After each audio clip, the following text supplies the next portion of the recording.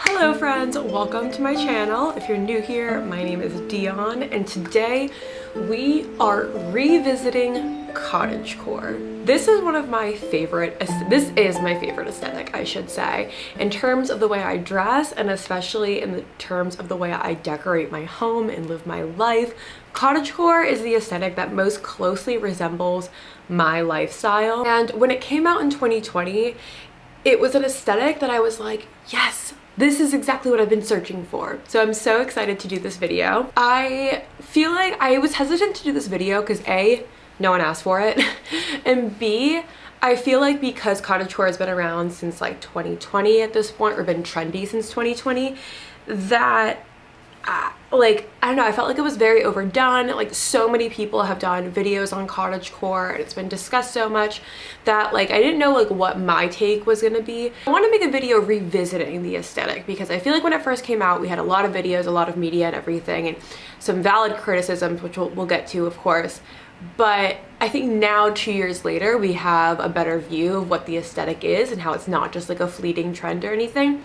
So if you're excited for this video, please subscribe to my channel. I post videos every single Thursday. And with that, let us get into it. As the sun rises and the morning light drips through your windows, your eyes flutter with gratitude and peace. You wake up and dance to the sound of bird songs and go out to your garden to fetch eggs and veggies for breakfast. After breakfast, you begin the bread making process, and as your yeast is blooming, you go for a frolic in a field of flowers. You chase butterflies, befriend fairies, and woodland sprites along the way, and find a perfect patch to read in. You come home to the smell of fresh bread and snuggle with your cat as you munch on some toast with homemade jam. Your simple life brings you so much joy, and you realize how grateful you are to be surrounded by nature and peace. With like sort of the history of cottagecore, I would argue that it's been around for decades. There have been videos and articles about the history of cottagecore. For example, Marie Antoinette in her Palace of Versailles actually had a separate like peasant village, or little village of like thatched roofs and obviously more modest houses compared to Versailles, to sort of pretend to be in the countryside and to have that sort of simplicity. In the 70s, there was the prairie revival, where people were sort of taking on the Little House on the Prairie aesthetic and the sort of communal living, farm, homestead living that people in the 70s and late 60s yearned for, and with that came with the prairie style gunny sax dresses that we know and love today. The catalyst of cottagecore was in 2020, I would say, and it was sort of a perfect storm of quarantine, the virality of the Strawberry Dress by Lyrica Matoshi, and I would say this song, like Strawberry Blonde and Soldier King Poet, those two songs blew up on TikTok and were sort of the soundtrack to any cottagecore aesthetic video. The strawberry dress was originally worn by Tess Holliday, who was unfortunately like fat shamed and put on the worst dress list, and then like a year and a half later everybody wants a strawberry dress. Fat phobia? Hello? Is that you? But the strawberry dress absolutely blew up, and accompanied with the song Strawberry Blonde, people remixed it to Strawberry Frog, Strawberry Cow, and it was all about kind of the strawberry mushroom fairy. That thing sort of came out. I also think of this TikToker with her mushroom hat. I feel like that like went off in 2020. And then from there, brands like Silky blew up with their classic puff dresses and their size inclusive sizing or their inclusive sizing. For Love and Lemons hopped on the train, Love Shack Fancy, Hill House, and even Target embraced the aesthetic. Cottagecore can be traced back to 2017. It was sort of on Tumblr. If you think even with like autumnal aesthetic blogs on Tumblr, or even coquette/nymphette blogs, there's a lot of overlap with cottagecore. I'll say like cottagecore is such a huge umbrella term, I think at this point. It's sort of like academia or preppy, or these sort of huge umbrella terms. So there's so much overlap, as with like all aesthetics. So it's sort of hard to trace like which was the originator, when did it start, because it's sort of all aesthetics sort of feed into each other. But when life is moving so fast and new developments are constantly happening, and things feel so complicated and bleak with the state of your country or quarantine or lockdown or whatever, country life and bucolic living just it draws people just to go back to basics, go back to simplicity, go back to peace and tranquility. And I think another sort of driving factor of cottagecore is this push for sustainability. I think in 2020 people were really like, we need to stop this fast fashion thing, we need to live more sustainably. Like the past couple of years we've seen a lot of new developments in sustainability because we're in a climate crisis, and I think cottagecore was really fueled by that, as well as going back to basics, like regressing in a way that is actually progressive. So what is cottagecore? The likes of the cottagecore person is farming, gardening, baking, sewing, knitting, embroidery, reading, painting, frolicking in nature, making your own jam, having tea, being cozy, going blueberry picking. It's like those old world skills, right? Those skills that maybe due to capitalism and mass production and developments that a lot of us have lost, like sewing or knitting or baking. You can find cottagecore in the media in so many different movies, TV shows, etc. like Emma, Pride and Prejudice, Peter Rabbit, The Tales of Beatrix Potter, Winnie the Pooh, The Secret Garden, Anne with an E, Tuck Everlasting, My Neighbor Totoro, Room with a View, The Hobbit, any Wes Anderson movie, any Jane Austen adaptation, anything that has to do with Anne of Green Gables, even early Disney movies. All of these movies are depicting like country life, woodland creatures, lots of like emphasis on creatures, especially like talking creatures and stuff. Cottagecore hangouts are like a field of flowers, a garden, greenhouse, a reading nook, old bookstore, by a fireplace, a tree house, anywhere outside or anywhere that is cozy. So it's not so much like cafes. It could be, but when you think of cottagecore, it really is you're out in the countryside. But of course, you can always apply it to city life, like going into a cute old bookstore or a library, that type of thing. The colors of cottagecore are very broad. I guess it would tend to lean on the lighter side, but because it's such a huge umbrella term, you could do, like, depending on the season, you could go like darker, more autumnal cottagecore, or you could do bright fresh florals for spring and summer. And with like so many micro aesthetics within cottagecore, if we think like fairycore, princesscore, fairy grunge, like all these things sort of also kind of fall under this vibe. Even dark and light academia share a lot of the same qualities as cottagecore, so you're not limited to a color palette in the same way that you would be with like Coastal Grandmother or Coquette, where there is quite a strict color palette.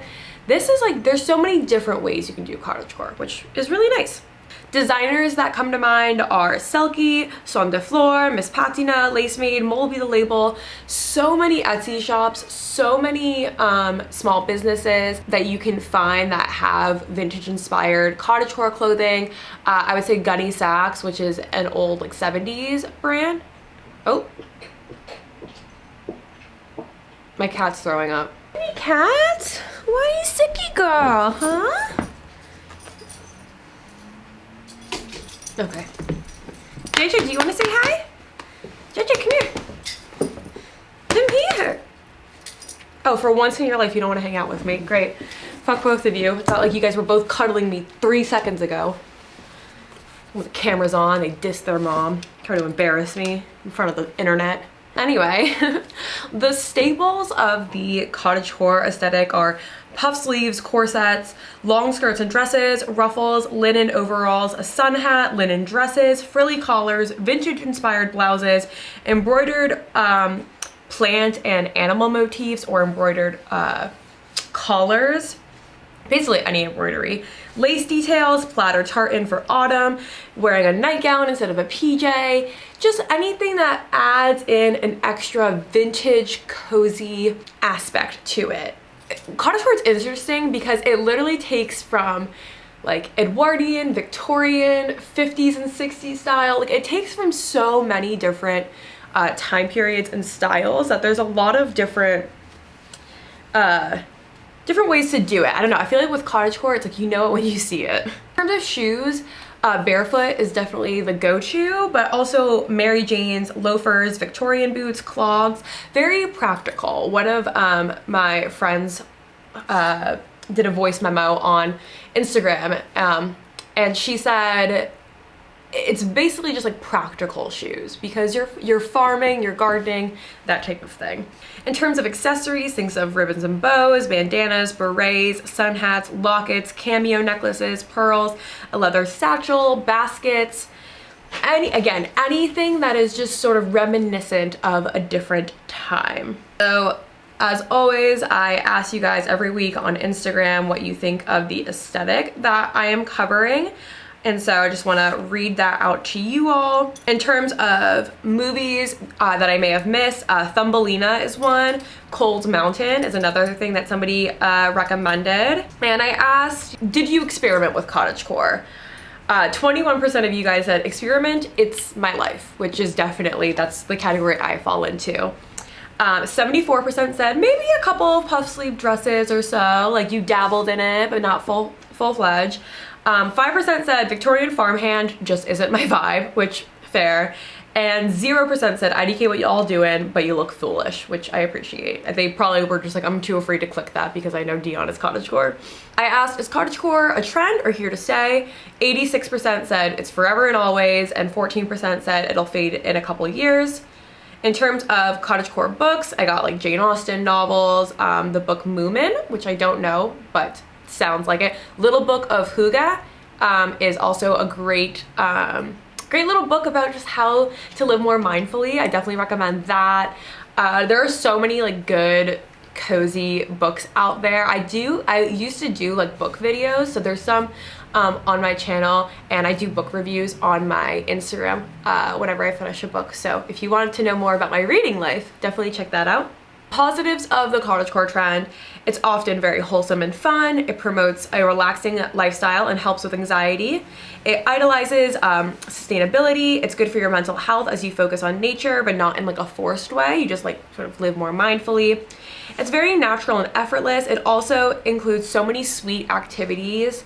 It's about living away from society, which I'm in America, so you can imagine how tempting that is. Negatives on the aesthetic is that it overly emphasizes heavily on European, so like French and English countryside.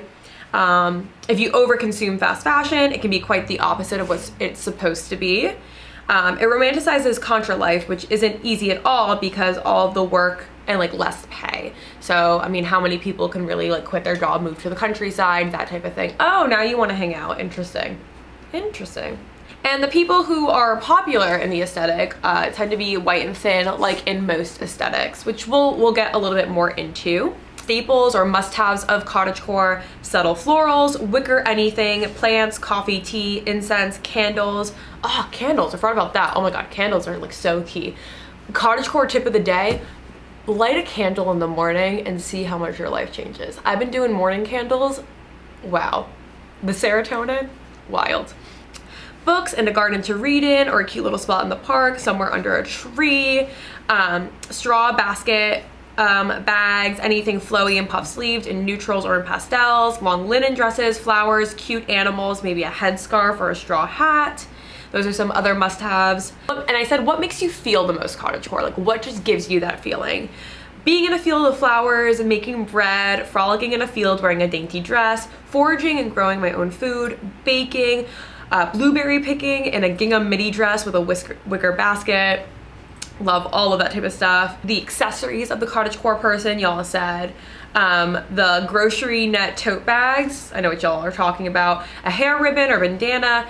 Aprons, definitely, because you're baking. Hair scarves, flowers, headscarves, hats, self-made flower crowns, ribbons. What kind of hairstyles? A messy updo, anything relaxed, a low pony, hair down, loose braids. I always picture them with a certain bang. Braids, a half up, half down. Hair is kind of wild and free, flowing in the wind, not thinking about it. Loose braids, soft curls, headscarf, hat on top, flowers braided or clipped in. The hangouts of the cottagecore person, y'all said locally owned coffee shops, farmers markets, food trucks, thrift and antique shops, parks, picnics, baking bread or some pretty pies, collecting mushrooms for soup and watching butterflies, reading, picking flowers, fruits and veggies, gardening, playing with animals, being effortless, anything green or nature, parks, fields, gardens, markets, farms. They probably got their own chickens. going on picnics, picking up flowers, cooking. And I asked, what are some favorite cottagecore creators? Someone said The Fairy Cottage, Natalie Nezazalova is so cute. Darling Desi is one of my favorites. I also love Natty Life and Enchanted Noir for the, or Nadif. Mother the Mountain, Tammy.Tot, Carly Knight, the Nikki Rossi, Shivani. I mean, there's so many cottagecore creators. April J does more like princess core, but she does a lot of cottagecore as well. Yeah, tons of different influencers. And thank you guys so much for participating and like submitting your opinions. I do love reading them out. They help me just figure out like little things that I missed or so. And I just, because aesthetics aren't real, like they're so amorphous and they're an idea, they're a feeling, they're a vibe, that there's no concrete one way or the other on how to do an aesthetic. There's no rule book. So I never want these videos to feel like I am telling you how to do this aesthetic, or I'm telling you this is wrong, I'm telling you this is right. None of this is real. So I like hearing other people's perception of the aesthetic. Oh, Cozy Academia is another one. Nestfad is another one that I really like for influencers.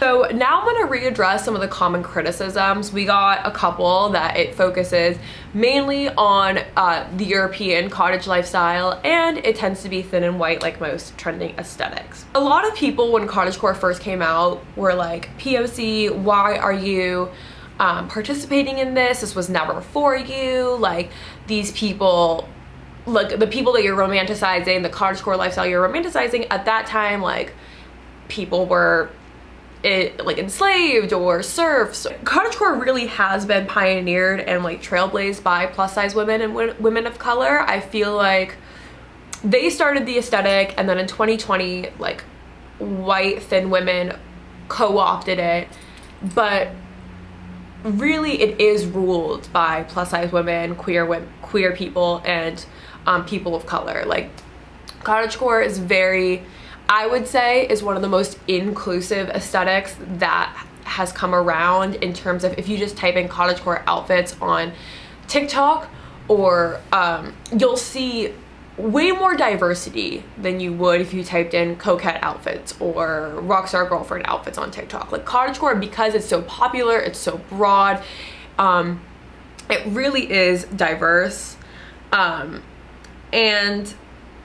we sort of talked about this with Regency core of like, why, like, POC, why would you like romanticize this when like those were your oppressors? And I feel the same about Regency core and cottagecore in that aspect of like, none of this is really rooted in history. Like, Regency core, none of it had to do with the Regency era. I mean, it barely took anything from the Regency era. And with cottagecore, like I said, it's Victorian, it's Edwardian, it's 70s prairie, it's 50s and 60s. It's literally like a 100-year time period, and it's constantly like changing and evolving, that it's not rooted in a specific time period or a specific era or a specific place. I mean, it's so amorphous and like not like it's not really concrete in anything, that historical accuracy doesn't matter, because it's not supposed to be a historical aesthetic, and it's so far removed from whatever the historical influences of the aesthetic, that this notion that it's only for one type of person, or that like you're sort of betraying yourself if you're a person of color, like idolizing this aesthetic. I mean, you could go so far as like, women shouldn't be idolizing this aesthetic, because it's not like we were treated well during like the Victorian or Edwardian era. So I don't really like those criticisms, just because it is a fantasy aesthetic. It's an idealization, it's a romanticization, and it's a romanticization about being outside and living slower, and that's for everyone.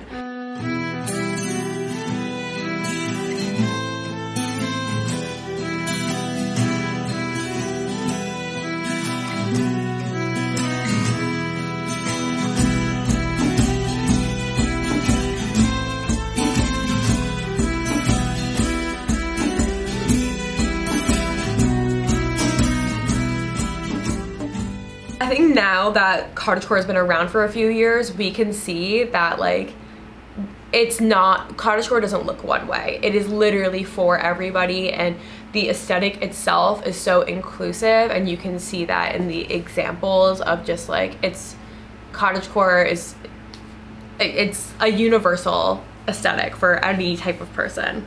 With the thin white thing, I don't necessarily think it's part of cottagecore. I think it's just generally social media algorithms and how they do a disservice to plus size people and people of color. Because I do think cottagecore has done a really, really good job.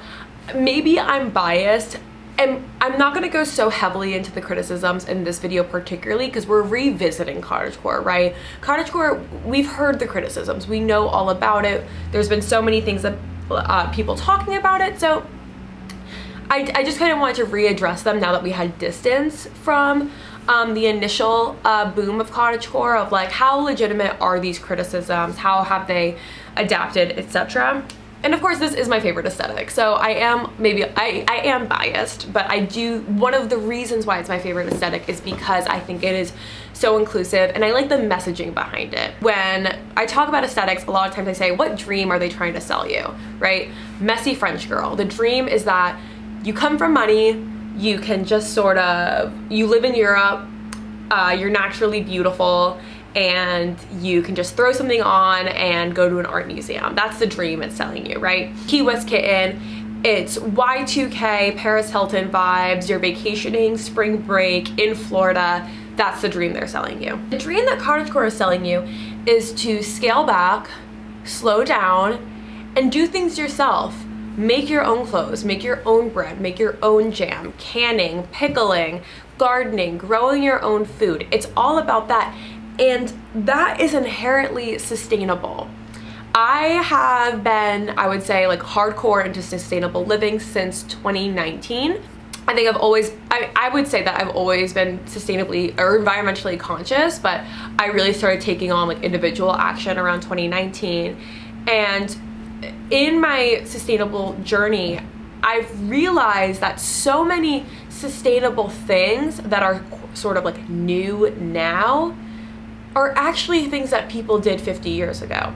So I always use the example of the average American purchases a new piece of clothing every single week. That's average.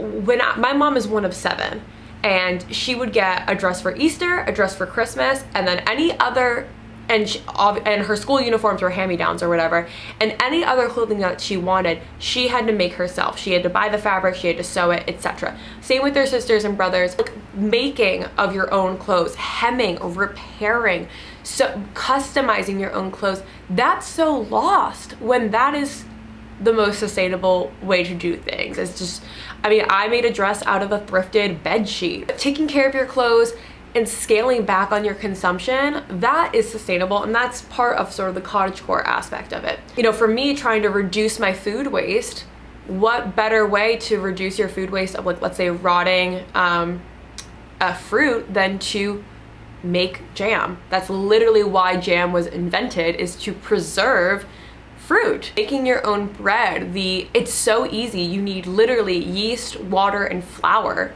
at the basic. I mean, you can always spice it up more, but making your own bread is so sustainable and easy and inexpensive. Using jars and cans, all of that. So much of sustainability, I have come to realize, is actually reverting back to how we used to do things. Before the plastic boom, before, oh my God. The problem with like silk bandanas, let me know if you guys have any suggestions. They just like don't stay on my head. They end up like slipping off. But yeah, so much of sustainability is actually just going back to the way we used to do things before malls, before fast fashion, before the plastic boom. Cottagecore really romanticizes that, and in turn encourages people to learn how to sew, to learn how to knit, to learn how to make your own bread, to learn how to make your own jam. I make my own jam, I make my own bread, I am learning to sew my own clothes, and it's really like so rewarding to know how to repair clothes that I love on my sewing machine, and to eat things that I made.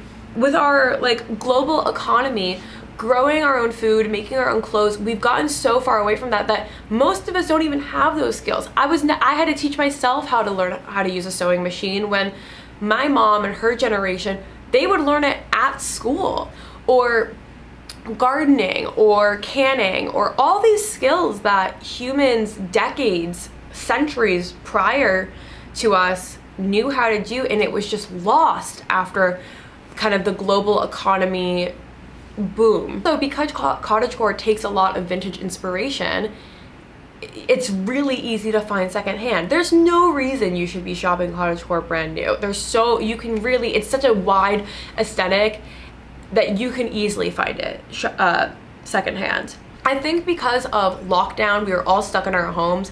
We had finally the time to acquire these skills. And now that like so many of us have transitioned from working at home, we realize we don't have to live in a city. We can go and live the cottagecore bucolic lifestyle out in the countryside and still, you know, zoom in for your work meetings or whatever, but be able to have that kitchen garden, that homestead, everything. Since the pandemic and how we realized to, you know, how to work from home, the cottagecore lifestyle is so much more attainable, and it can become a reality for so many more people. And I think that's why it's so popular, is that people are just like, this is a much more peaceful way of living. I believe that cottagecore is a direct rejection of our current hyper-capitalistic society, hyper-consumerism, go, capitalism, etc. And the more and more people are choosing to ditch that culture for something more mindful, the more cottagecore will only continue to draw more people in. And I think that's the biggest driving force, is that in America, this car culture, you can't get anywhere without a car. Constantly working, being in a city that wasn't designed for humans, it was designed for cars and buildings.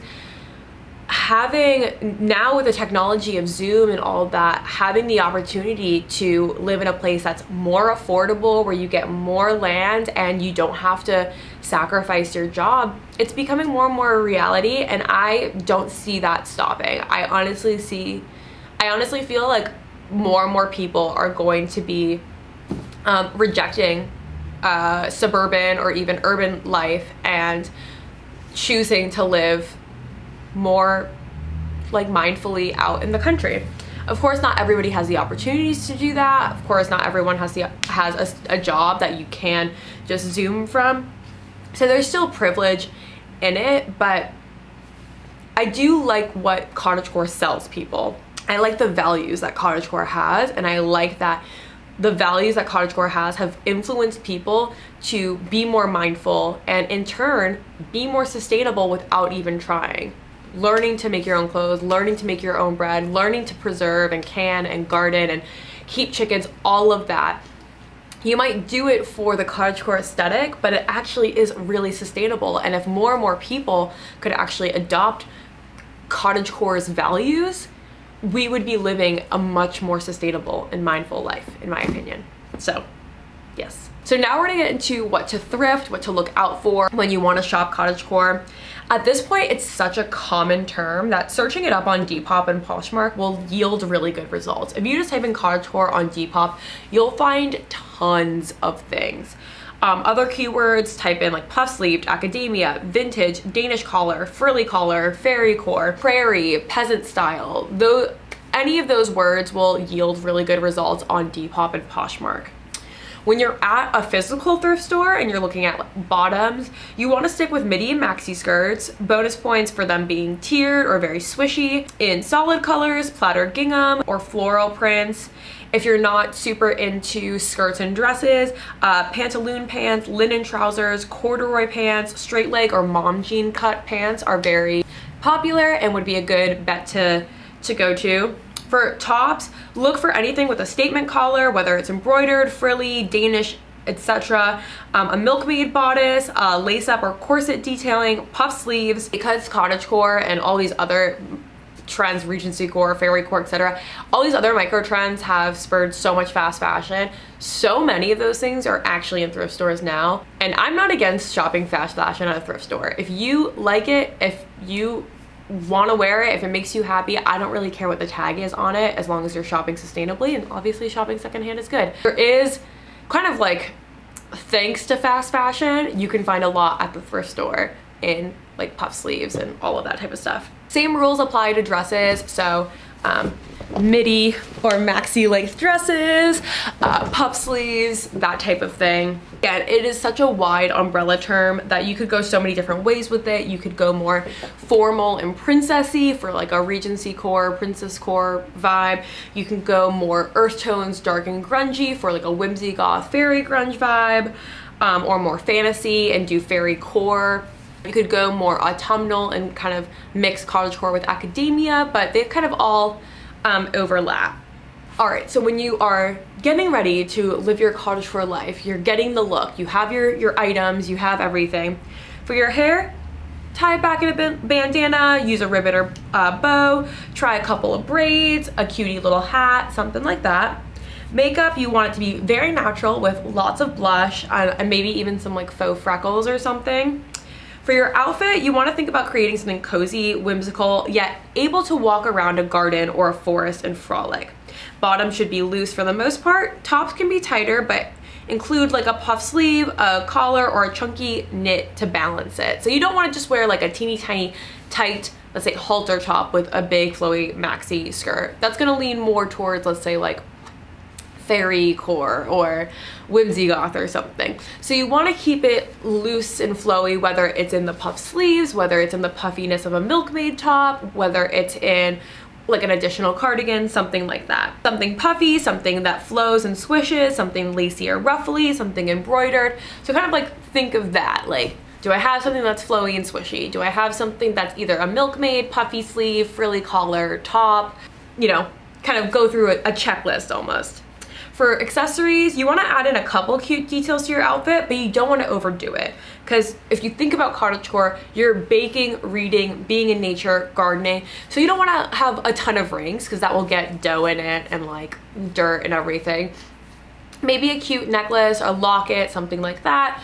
Small earrings, but this isn't a hyper glam aesthetic at all. For cottagecore activities, you can create a cozy reading nook, take a walk through the fields, learn a new skill like embroidery, sewing, or baking. What I found is that you can really make cottagecore, like, even if you live in a city, like I live right on a main street and don't have access to like too much nature, you can kind of bring it into your own home. I feel like my home is very cottagecore. I would love to do a video on like how to make your home cottagey, because I feel like I'm just like so happy with the way my home has, just especially like my kitchen, I don't know, like just ways to make things so much more cozy and cottagecore-y, like how to make your life more cottagecore-y. I feel like I'm just like an expert in that at this point. I hope you guys like this video. Let me know if you want me to do like more cottagecore videos, maybe like outfits or home decor or activities, because I really like it. And definitely give this video a thumbs up. Make sure you subscribe to my channel because I post videos every Thursday. And leave a comment down below what else you would like to see. I am starting to prepare autumn videos, so please direct your comments towards autumnal aesthetics, autumnal vibes, autumnal themed videos that you want me to cover. I love autumn. I cannot get enough of autumn, so throw anything autumnal out there and I promise you guys I will do it. I will do anything for autumn. Follow me on TikTok and Instagram because I post content there every single day, and on Instagram that is where you guys can contribute your 2 cents to my videos, so definitely do that. And with that, have a happy day. Bye.